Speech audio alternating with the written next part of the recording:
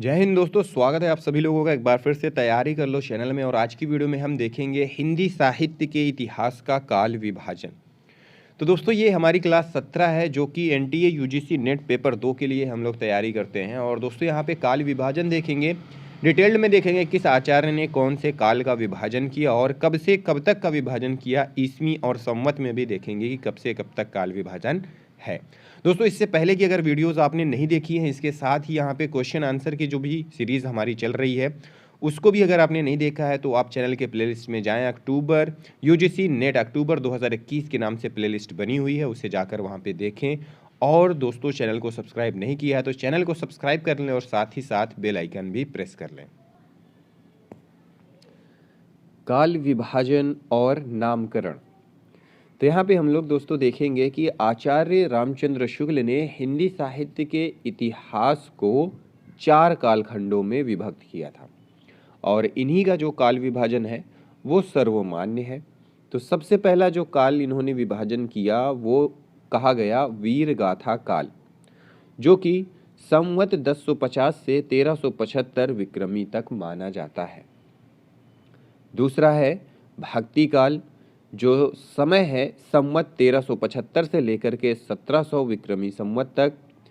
फिर तीसरा है रीति काल, संवत 1700 से लेकर के 1900। और अंतिम और चौथा है गद्य काल, जो कि संवत 1900 से लेकर के 1984 तक माना गया है। शुक्ल जी ने कालों का नामकरण 2 आधारों पर किया है। पहला प्रधान प्रवृत्ति और दूसरा ग्रंथ की प्रसिद्धि। ग्रंथों की प्रसिद्धि मतलब क्या है कि कौन से समय में कौन से काल में किस प्रकार के ग्रंथ लिखे गए थे, इसके आधार पर। ठीक है, तो ये था आचार्य रामचंद्र शुक्ल द्वारा हिंदी साहित्य के इतिहास का काल विभाजन। अगर ईसवी के हिसाब से देखा जाए, जो ईसवी सन होता है, संवत की जगह ईसवी सन के हिसाब से अगर काल विभाजन देखा जाए तो पहला है आदिकाल 1000 ईस्वी से लेकर के 1350 ईस्वी तक। दूसरा है भक्ति काल 1350 ईस्वी से लेकर के 1650 ईस्वी तक। तीसरा है रीति काल 1650 ईस्वी से लेकर के 1850 ईस्वी तक। और अंतिम है, चौथा है आधुनिक काल 1850 ईस्वी से लेकर के अब तक का समय। तो ये हुआ ईस्वी में काल विभाजन। बहुत सारे काल हैं, जैसे कि आदि काल को अलग अलग आचार्यों ने अलग अलग नाम दिया था, उसी प्रकार भक्ति काल को भी अलग अलग आचार्यों ने अलग अलग नाम दिया है। तो यहाँ पे देख लेते हैं किस आचार्य ने किस नाम से किस काल को पुकारा है। तो सबसे पहला है आदि काल। आदि काल किसने कहा? हजारी प्रसाद द्विवेदी जी ने। वीरगाथा काल, वीरगाथा काल, आदि काल को वीरगाथा काल कहा रामचंद्र शुक्ल ने। आदि काल को बीजोपन काल कहा महावीर प्रसाद द्विवेदी ने। आदि काल को चारण काल कहा राम कुमार वर्मा ने। आदि काल को सिद्ध सामंत युग कहा राहुल सांकृत्यायन ने। आदि काल को आरंभिक काल कहा मिश्र बंधुओं ने। और प्रारंभिक काल कहा गणपति चंद्र गुप्त ने।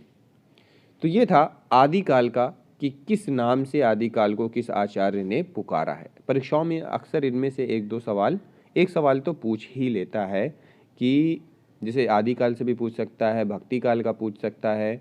ठीक है, भक्ति काल के बारे में भी यही चीज़ें हैं। तो भक्ति काल यह नाम सर्वविदित है, भक्ति काल ही सर्वविदित है। भक्ति काल को 2 धाराओं निर्गुण धारा और सगुण धारा में विभक्त करते हुए निर्गुण धारा के अंतर्गत संत काव्य, सूफी काव्य तथा सगुण धारा के अंतर्गत कृष्ण काव्य और राम काव्य को माना गया है। भक्ति काल को 2 धाराओं में बांटा गया है, निर्गुण और सगुण।